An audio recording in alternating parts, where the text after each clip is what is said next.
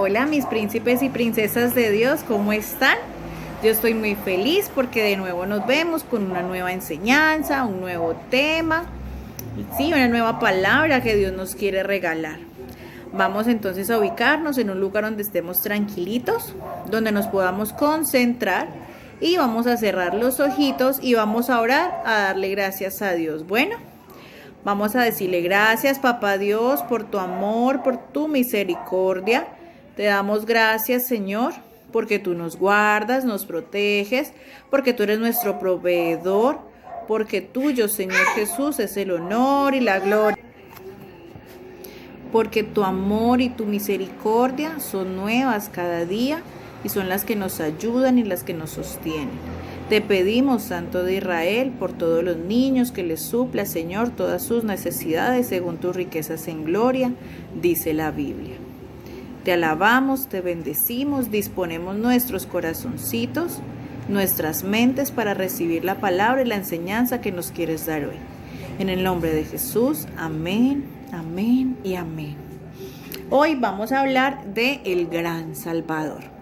Nuestro versículo a memorizar es Juan 3:16, que dice que de tal manera amó Dios al mundo que ha dado a su Hijo unigénito para que todo aquel que en él crea no se pierda, mas tenga vida eterna.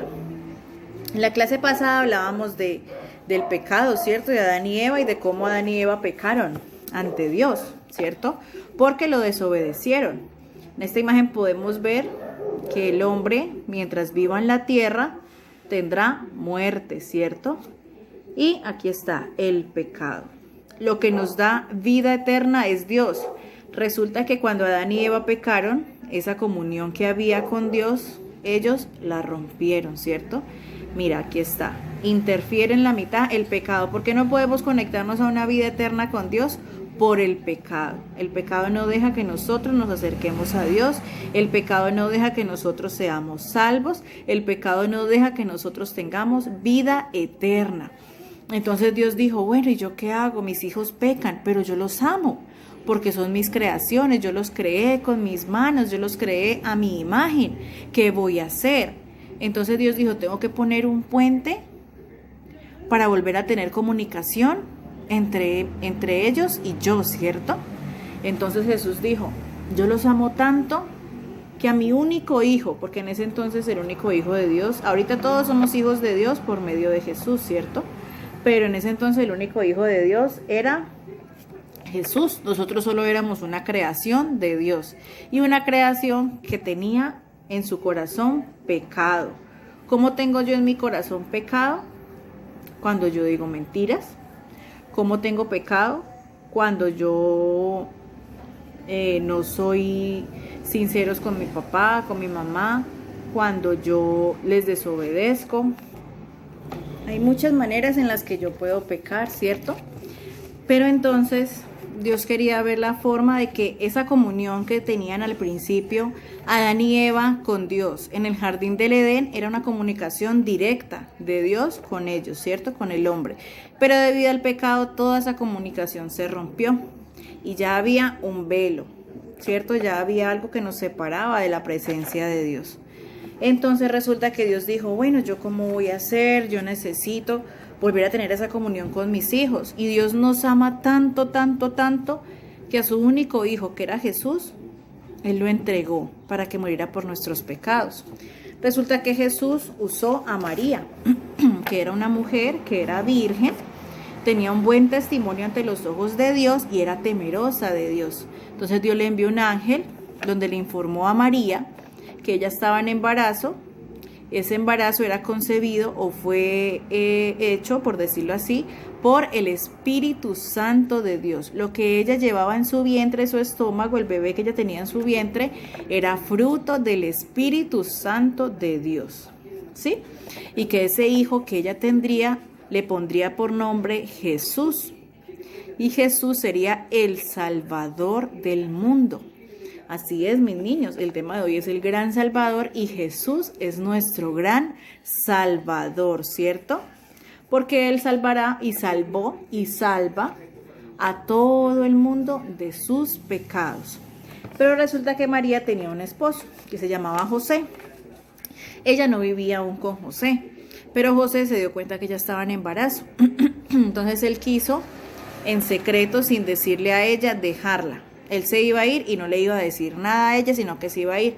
Jesús, al ver esto, entonces envió a un ángel para que por medio de un sueño, le hablara a José, perdón, y le explicara que María estaba en embarazo y que el bebé que ella tenía en su vientre había sido por causa del Espíritu Santo de Dios, ¿sí? Y que este bebé se llamaría Jesús y sería el Salvador del mundo. Entonces José no se fue, se quedó con María. Ellos iban viajando, dice la Biblia que ellos iban viajando. La historia que les estoy contando la pueden encontrar en Mateo capítulo 1. Bueno, el pedacito donde el ángel se le apareció a José es del versículo 18 al 21. Entonces resulta que ellos iban viajando y María sintió que ya tenía los dolores para que naciera el bebé, que ya era hora de que naciera el bebé, ya había pasado el tiempo. Ellos fueron a buscar en dónde quedarse, pero no encontraron en dónde. Y buscaron en hoteles, en casas, en ese entonces les llamaban mesones. Y buscaron y no encontraron dónde quedarse.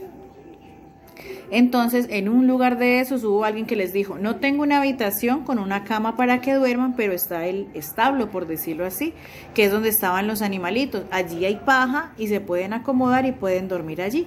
Entonces María y José le dijeron, bueno, nosotros nos quedamos allí. Resulta que allí María dio a luz a Jesús. Y allí había una canastica de madera donde le ponían la paja a los animalitos para que comieran. Y María dice la Biblia que María dio a luz a Jesús, lo envolvió en pañales y lo acostó en el pesebre. Esto se llama pesebre, que es como una cajita de madera donde ponían la comida para los animales. Y allí lo acostó en un pesebre. Esos son los ángeles que Dios envió cuando nació Jesús, nuestro Salvador. Resulta que por ahí habían unos pastores, dice la Biblia en Lucas, que habían unos pastores de ovejas que se quedaban en la noche pues cuidando las ovejas y que ellos vieron una luz muy muy reluciente que se les acercó. Eso está en Lucas 2, en el versículo 8 y del 12 al 16. Vieron una luz muy resplandeciente y ellos sintieron temor porque no sabían qué era. Cuando vino un ángel y le dijo, no temáis, que te traigo buenas nuevas de gozo, o sea, le traía buenas noticias que los iba a alegrar. Les dice, ha nacido en la ciudad de David un Salvador. Es Cristo el Señor, el que había nacido. Ellos, ¿cómo así que nació un Salvador y que nació Cristo el Señor? No, pues tenemos que ir rápido a conocerlo. Entonces ellos se fueron corriendo, se fueron y llegaron a donde María y José y vieron a Jesús envuelto en pañales, acostado en el pesebre. Resulta que después de que ya Jesús creció, él estuvo predicando la palabra de Dios, ¿cierto? Estuvo predicando por muchos lados y viajando, predicando la palabra de Dios. Después Jesús fue crucificado. Jesús murió por ti y por mí, murió por todos en la cruz para que nuestros pecados fueran perdonados y alcanzáramos salvación. Por eso Él es nuestro Salvador, porque sin perdón de Dios no podemos ser salvos. Mira, así es nuestro corazón. Antes de que Jesús fuera crucificado y cuando no pedimos perdón por nuestros pecados, así es nuestro corazón, lleno de pecado. Pero resulta que Jesús entregó hasta la última gota de su sangre, la entregó en esta cruz por ti y por mí. Él murió por ti, murió por mí, murió por todos, para que nuestros pecados fueran perdonados. Y nuestro corazón es limpio gracias a la sangre de Jesús. Sin la sangre de Jesús mi corazón no puede ser limpio, porque es su sangre la que me lo limpia, es su sangre la que me justifica, su sacrificio el que me justifica ante Dios, y gracias a Él tengo perdón de pecados. Pero entonces resulta que Jesús no solo se quedó en la cruz. La Biblia dice que al tercer día fueron a buscarlo a su tumba y su tumba estaba abierta y habían 2 ángeles allí parados. Resulta que Jesús resucitó y salió de su tumba. ¿Por qué resucitó? Porque Él ahora vive en ti, vive en mí, en nuestros corazones, y está sentado en el cielo a la derecha de Dios, ¿cierto? Él resucitó y subió a los cielos donde Jesús. Entonces, la imagen que les había mostrado al principio, que el pecado nos separaba de Dios, ya este velo, esta división que había, se rompió.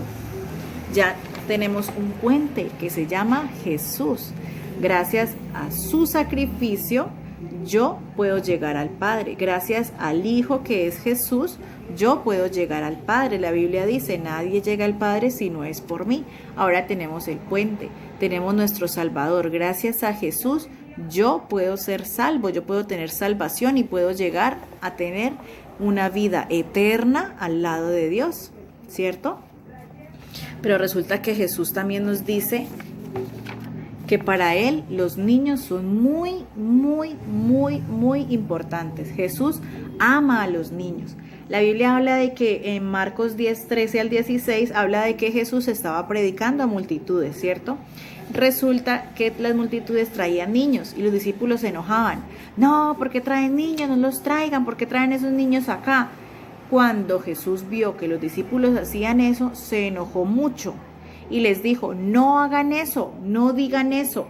Y dijo Jesús, dejad a los niños venir a mí y no se lo impidáis, porque de los tales es el reino de Dios.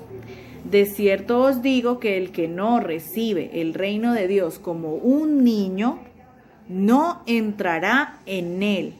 Y tomando en brazos a los niños y en las manos los bendecía. Decía, dejad que los niños vengan a mí. ¿Por qué? Porque de ellos es el reino de los cielos. Resulta que nosotros los grandes a veces y algunos guardamos en nuestro corazón cosas que no son agradables para Dios. Y si nosotros guardamos en nuestro corazón algo que va en contra de Dios, no podemos entrar al reino de los cielos. A veces guardamos amargura, a veces guardamos enojo, rabia, contiendas con nuestro prójimo, mientras que los niños no. Los niños tienen en su corazón humildad. Los niños tienen en su corazón amor hacia el prójimo, ¿cierto?